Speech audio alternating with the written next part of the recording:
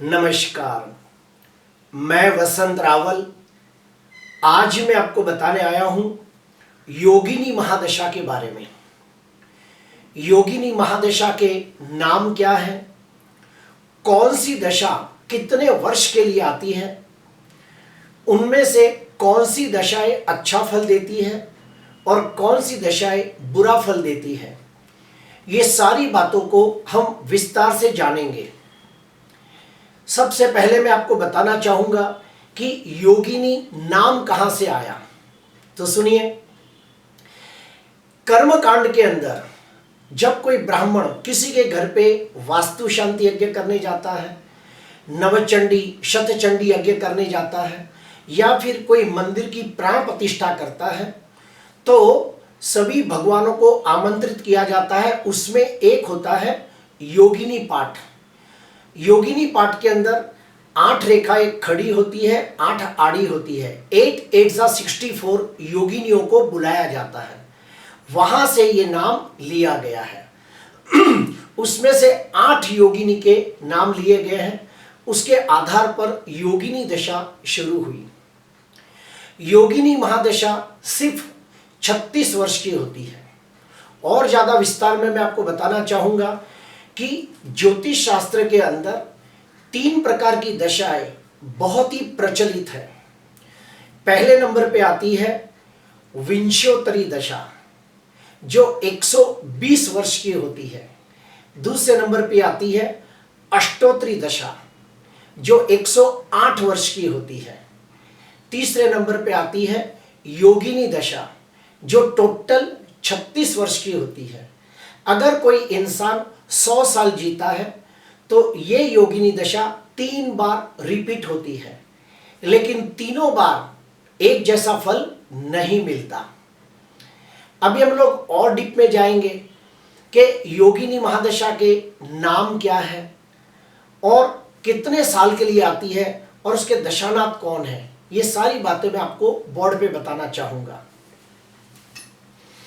सबसे पहले हम लोग नाम जानेंगे कि योगिनी महादशा के नाम क्या है।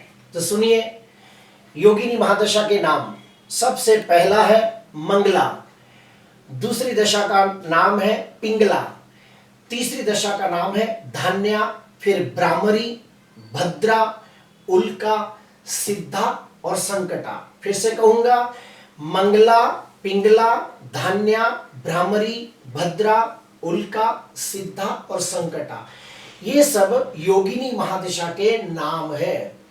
अभी हम लोग जानेंगे कि कौन सी दशा कितने वर्ष की होती है। तो ये जानना बड़ा आसान है। जैसे लाइन से नंबर है, उसी प्रकार उसको उतने वर्ष दिए गए हैं। जैसे कि मंगला पहले नंबर पे आती है तो मंगला 1 वर्ष के लिए आती है। पिंगला योगिनी दशा दूसरे नंबर पे है तो 2 वर्ष के लिए आती है। धान्या योगिनी दशा तीसरे नंबर पे आती है तो 3 वर्ष के लिए आती है। ब्राह्मरी 4 वर्ष के लिए आती है। भद्रा 5 वर्ष के लिए आती है। उल्का 6 वर्ष के लिए आती है। सिद्धा 7 वर्ष के लिए और संकटा 8 वर्ष के लिए आती है। जैसे आपको मालूम होगा कि विंशोत्तरी महादशा के अंदर सूर्य की महादशा 6 वर्ष की होती है, चंद्र की महादशा 10 वर्ष की होती है, राहु की महादशा 18 वर्ष के लिए होती है। तो जैसे विंशोत्तरी महादशा के अंदर हर दशा का अपना फिक्स एक टाइम है, उसी प्रकार योगिनी महादशा के अंदर भी हर योगिनी के अपने कुछ खास फिक्स साल दिए गए हैं। मंगला 1 साल के लिए, पिंगला 2 साल के लिए आती है, धान्या 3 साल के लिए आती है, ब्राह्मरी 4 वर्ष के लिए, भद्रा को 5 वर्ष दिए गए हैं, उल्का को 6 वर्ष, सिद्धा को 7 वर्ष और संकटा को 8 वर्ष दिए गए हैं। अभी हम लोग और एक स्टेप अंदर जाते हैं कि कौन सी दशा का दशा स्वामी कौन है, यानी कि कौन सा ग्रह उसको कंट्रोल करता है। तो सुनिए, मंगला का दशा स्वामी है चंद्र, पिंगला का दशा स्वामी है सूर्य, धान्या का दशा स्वामी है गुरु, ब्राह्मरी का दशा स्वामी है मंगल, भद्रा का दशा स्वामी है बुध, उल्का का दशा स्वामी है शनि, सिद्धा का दशा स्वामी है शुक्र और संकट का दशा स्वामी है राहु केतु। कुछ विद्वान लोग सिर्फ राहु कहते हैं, केतु को नहीं कहते। आपकी जानकारी के लिए बता दूं कि अष्टोत्तरी महादशा के अंदर केतु की दशा आती ही नहीं है, सिर्फ राहु की दशा ही आती है। लेकिन योगिनी महादशा के अंदर संकटा 8 वर्ष के लिए आती है, उसमें 4 वर्ष राहु को दिए गए हैं, 4 वर्ष केतु को दिए गए हैं। और कुछ विद्वान कहते हैं कि सिर्फ राहु के ही 8 वर्ष होते हैं। तो ये अलग अलग 2 मत है। अभी हम लोग जानेंगे कि इनमें से कौन सी दशाएं अच्छा फल देती है और कौन सी दशाएं अच्छा फल नहीं देती है। तो उसको जानने का बहुत आसान तरीका है जो मैं आपको बताऊंगा कि एक अच्छी है तो दूसरी खराब है, तीसरी अच्छी है तो चौथी खराब है, 5वीं अच्छी है तो 6वीं खराब है, 7वीं अच्छी है तो 8वीं खराब है। अर्थात जो सम संख्या है, सम संख्या में आने वाली जो दशाएं है वो अच्छा फल नहीं देती, विषम संख्या वाली दशाएं अच्छा फल देती है। इंग्लिश में कहेंगे जो इवन है वो इवन संख्या की जो दशाएं है वो अच्छा फल नहीं देती, जो ऑड संख्या है वो फल अच्छा देती है। जैसे कि एग्जांपल के तौर पे लेते हैं, फर्स्ट नंबर पे आती है मंगला, तो ये बहुत अच्छा फल देती है। क्यों? क्योंकि इसका जो दशा स्वामी है ये चंद्र है और चंद्र नैसर्गिक दृष्टि से बहुत ही शुभ ग्रह माना गया है, इसलिए मंगला जब दशा आती है तो निश्चित तौर पे बहुत अच्छा फल मिलता है। उसके बाद दूसरे नंबर पे आते हैं पिंगला, तो पिंगला जो है उसका जो दशा स्वामी है वह है सूर्य, तो ये दशा को अच्छा नहीं माना गया है। तीसरे नंबर पे आती है धान्या, तो जो धान्या योगिनी दशा आती है वो 3 साल के लिए आती है और उसका जो दशा स्वामी है वो है गुरु, तो गुरु नैसर्गिक दृष्टि से बहुत शुभ माना गया है, पवित्र माना गया है। तो जब भी धान्या योगिनी महादशा आती है तो निश्चित तौर पे बहुत अच्छा फल मिलता है क्योंकि इसका स्वामी गुरु है जो नैसर्गिक दृष्टि से शुभ है। उसके बाद चौथे नंबर पे आती है भ्रामरी, तो भ्रामरी का जो दशा स्वामी है कौन है? मंगल है। ये नैसर्गिक दृष्टि से शुभ ग्रह नहीं माना गया है, इसे पाप ग्रह माना गया है, तो भ्रामरी दशा को शुभ नहीं माना गया है। 5वें नंबर पे आती है भद्रा, भद्रा 5 वर्ष के लिए आती है और भद्रा का जो स्वामी ग्रह है, दशा स्वामी ग्रह है बुध है, ये नैसर्गिक दृष्टि से बहुत ही शुभ है, इसलिए भद्रा को शुभ माना गया है। उसके बाद आती है उल्का, उल्का जो योगिनी दशा है वो 6 वर्ष के लिए आती है और उसका दशा स्वामी है शनि, जो नैसर्गिक दृष्टि से पाप ग्रह है, तो ये दशा को अच्छा नहीं माना गया है। उसके बाद 7वें नंबर पे आती है सिद्धा, जो 7 वर्ष के लिए आती है और उसका दशा स्वामी है शुक्र, जो नैसर्गिक दृष्टि से बहुत ही शुभ माना गया है। तो सिद्धा नाम की जो दशा है जो 7 वर्ष के लिए आती है वो बहुत अच्छा फल देती है। और 8वें नंबर पे आती है संकटा, जो 8 वर्ष के लिए आती है और उसके दशा स्वामी है राहु केतु, जो नैसर्गिक दृष्टि से पाप ग्रह है, तो बिल्कुल अच्छा फल नहीं मिलता। तो अभी हमने क्या क्या जाना, दशाओं के नाम क्या है, कितने वर्ष के लिए वो दशाएं आती है, फिर उसके दशा स्वामी कौन है, उसमें जो नैसर्गिक दृष्टि से शुभ ग्रह है उन दशाओं का स्वामी अच्छा मिलेगा, नैसर्गिक दृष्टि से पाप ग्रह जिसके स्वामी है उसका फल अच्छा नहीं मिलेगा। अभी हम लोग और एक स्टेप अंदर जाते हैं और अभी हम लोग जानेंगे कि हमारे जन्म के वक्त कौन से व्यक्ति को कौन सी दशा है, कौन सी योगिनी दशा है, वो जानने का प्रयास करेंगे। तो सुनिए, इसमें 2 अलग अलग तरीके हैं।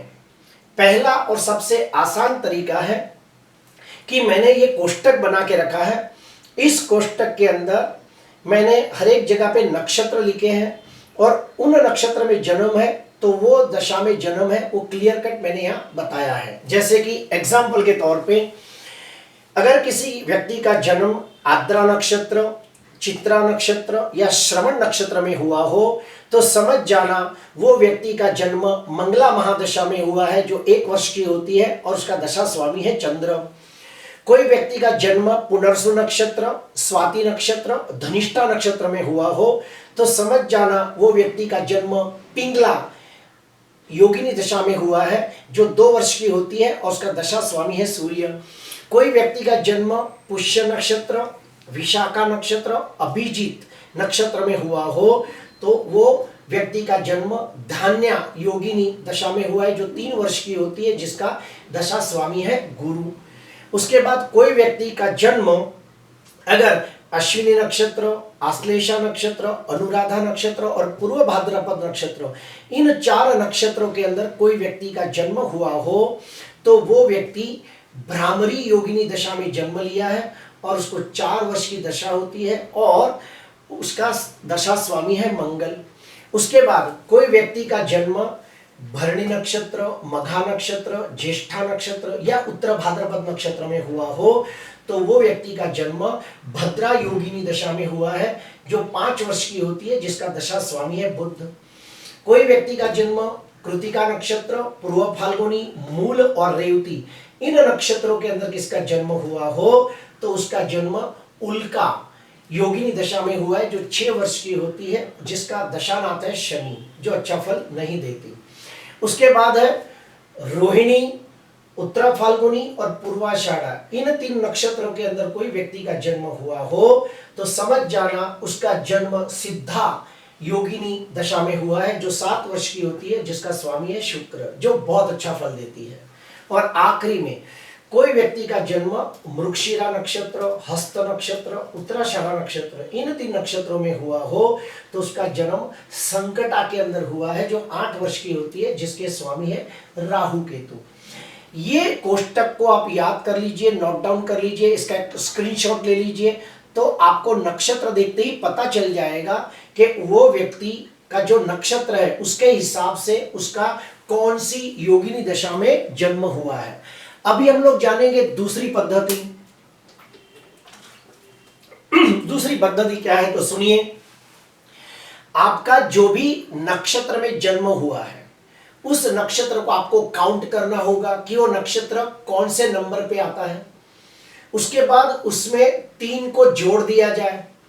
3 को जोड़ने के बाद जो संख्या आती है उसको 8 से भाग दिया जाए।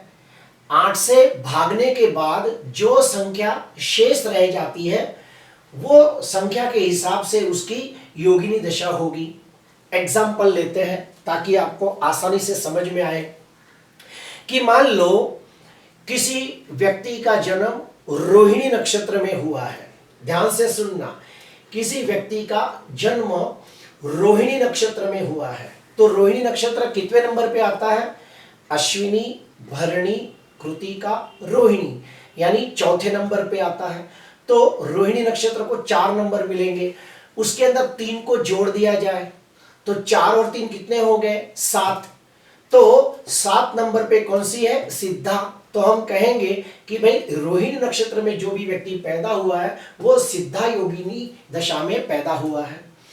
दूसरा एग्जांपल लेता हूं कि मान लो किसी का जन्म मघा नक्षत्र में हुआ है तो हम सबसे पहले गिनेंगे कि मघा नक्षत्र की संख्या कौन सी है। तो इधर से देखिए 1 2 3 4 5 6 7 8 9 10। तो मघा नक्षत्र को 10 नंबर मिला। 10वें नंबर का मघा नक्षत्र है, उसमें 3 को जोड़ दिया जाए तो 10 और 3 कितने हो गए? 13। अभी 13 को 8 से भागा जाए तो 8 एकम 8, तो 13 में से 8 गए तो बच गए कितने? 5। तो 5वें नंबर की जो दशा है यानी कि भद्रा, ये भद्रा में उसका जन्म हुआ है। और एक एग्जांपल देता हूं कि मान लो किसका जन्म चित्रा नक्षत्र में हुआ है तो चित्रा नक्षत्र का अंक कितना आएगा? सुनिए 1 2 3 4 5 6 7 8 9 10 11 12 13 14। तो चित्रा नक्षत्र 14वें नंबर पे आता है। अभी इसमें 3 को जोड़ दिया जाए तो 14 और 3 कितने हो गए? 17 हो गए। अभी 17 को 8 से भागा जाए तो 8 दूनी 16। तो 17 में से 16 कम कर दिए जाए तो एक संख्या शेष रह जाती है। तो जो एक संख्या शेष रह जाती है तो हम कहेंगे कि उसका जन्म मंगला योगिनी दशा में हुआ है। तो आपको मैंने 2 पद्धति बताई। एक है ये कोष्टक को आप स्क्रीनशॉट ले लो, नोट डाउन कर लो, कौन से नक्षत्र में जन्म हुआ है उसके मुताबिक उसकी कौन सी जन्म की योगिनी दशा है, ये एक आपको पता चल गया। और दूसरा, आपका जो भी जन्म नक्षत्र है उसका आप काउंटिंग करो वो कितने नंबर पे आता है। उसके अंदर 3 को जोड़ दिया जाए। 3 को जोड़ने के बाद जो संख्या आती है उस संख्या को 8 से भाग दिया जाए। 8 से भागने के बाद जो संख्या शेष रह जाती है वो संख्या के मुताबिक उसकी योगिनी महादशा आएगी। अभी हम लोग और एक स्टेप अंदर जाते हैं कि हमें इसका फलादेश करते समय कौन कौन सी बातों का ध्यान देना है, तो वो भी मैं आपको बताता हूं। बड़ा इजी है, बड़ा आसान है, जो विंशोत्तरी महादशा में भी अप्लाई किया जाता है, योगिनी महादशा में भी अप्लाई किया जाता है, और वही अप्लाई किया जाता है या अष्टोत्तरी और योगिनी दशा में भी वही इस्तेमाल किया जाता है। तीनों दशा में फॉर्मूला सेम है। क्या है, सुन लीजिए। जैसे कि मान लो कोई व्यक्ति को मंगला महादशा चल रही है, कोई व्यक्ति को मंगला योगिनी दशा चल रही है और हमें इसका फलादेश करना है, तो कैसे किया जाए? तो सबसे तो पहले मैं आपको बता दूं कि मंगला का जो दशा स्वामी है चंद्र है, जो नैसर्गिक दृष्टि से शुभ है, तो मंगला का फल निश्चित तौर पे अच्छा मिलेगा। इसके अंदर ये सब मंगल ही मंगल होगा, व्यक्ति की सब मनोकामना पूरी होगी, उसकी जो जो इच्छा है वो पूरी होगी, उसे धन धान्य प्राप्त होगा, सुख प्राप्त होगा, समृद्धि प्राप्त होगी। फिर आते हैं दूसरे नंबर पे आते हैं कि जो मंगला का स्वामी कौन है, चंद्र है। अभी हमें जन्म कुंडली के अंदर देखना है कि चंद्र की जो कर्क राशि है वो कौन से भाव में है, उस भाव का फल मिलेगा। दूसरे नंबर पे चंद्र कौन से भाव में बैठा है तो उस भाव का भी फल मिलेगा। अभी एग्जाम्पल के तौर पे लेते हैं, मेष लग्न की कुंडली लेते हैं, और मेष लग्न की कुंडली के अंदर कर्क राशि चौथे भाव में आती है, तो चौथे भाव से लगता फल मिलेगा। मेष लग्न की कुंडली में मान लो चंद्र नवम भाव में बैठा है, तो नवम भाव से लगता भी फल मिलेगा। अगर मेष लग्न की कुंडली है तो चौथे भाव से लगता, और चंद्र नवम भाव में बैठा है तो नवम भाव से लगता, ये दोनों भाव का फल मिलेगा। दूसरा एग्जांपल देता हूं कि मान लो किसी को धान्या योगिनी दशा है, तो धान्या योगिनी दशा का स्वामी कौन है, गुरु है। अभी ये गुरु की राशि कौन सी है, धनु और मीन।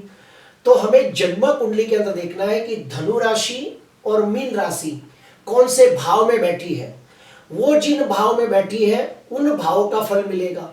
दूसरे नंबर पे गुरु कौन से भाव में बैठा है, तो गुरु जिस भाव में बैठा है उस भाव का भी फल मिलेगा। जैसे कि मान लो मेष लग्न की कुंडली है, तो धनु राशि नवम भाव में आई, मीन राशि 12वें भाव में आई, तो नवम भाव और 12वें भाव का फल मिलेगा। अभी मान लो गुरु चौथे भाव में बैठा, तो चौथे भाव का भी फल मिलेगा। अभी इसके बाद और एक स्टेप अंदर जाते हैं कि हमें फलादेश करते समय जो दशा का स्वामी ग्रह है उसकी स्थिति का भी अवलोकन करना है। जैसे कि मान लो हमने धान्या किसी को महादशा चल रही है और हमें उसका फलादेश करना है, तो हमें देखना होगा कि जन्म कुंडली के अंदर गुरु स्वगृही है, उच्च का है, तो अच्छा फल देगा। अगर यही गुरु नीच का हो, पाप ग्रहों से द्रष्ट हो, पाप ग्रहों से पीड़ित हो, ये गुरु 6वें 8वें 12वें भाव में हो, तो जब धान्या दशा आएगी तो उतना अच्छा फल नहीं मिलेगा जितना हम उम्मीद करेंगे। उसी प्रकार और आगे बढ़ते हैं, जैसे कि संकटा, तो जो संकटा ये 8 वर्ष के लिए आती है, उसके ग्रह कौन है, पाप ग्रह राहु केतु। लेकिन इसका मतलब ये नहीं कि संकटा ग्रह सबके लिए खराब होगी। अगर मान लो राहु उच्च का होगा, तो राहु कोई अच्छे ग्रह के साथ युति करके बैठा हो, तो राहु लग्नाधिपति का मित्र हो, तो ये संकटा होने के बावजूद उसे अच्छा फल मिलेगा। तो हमें ये देखना होगा कि सबसे पहले तो दशा कौन सी है उसका अपना खुद का एक फल है, फिर उसके स्वामी का फल है, फिर उसका स्वामी शुभ स्थिति में है या अशुभ स्थिति में है वो देख के उसका फल देना है। तो इस प्रकार से हमें योगिनी महादशा का अध्ययन करना होता है। प्रिय दर्शकों, योगिनी महादशा को जानना समझना बहुत आसान है, और योगिनी महादशा का आप टोटल मारोगे यानी कि 1 साल 2 साल 3 साल 5 साल, तो टोटल उसका होता है 36 वर्ष। तो ये 36 वर्ष की जब फिर से 36 वर्ष वापस शुरू होंगे तो सेम फल नहीं होगा, उसका भी गणित है जो मैं आपको नेक्स्ट वीडियो में बताने का प्रयास करूंगा। आज के लिए बस इतना ही। आपको अच्छा लगा तो जरूर लाइक करना, सब्सक्राइब करना। नमस्कार।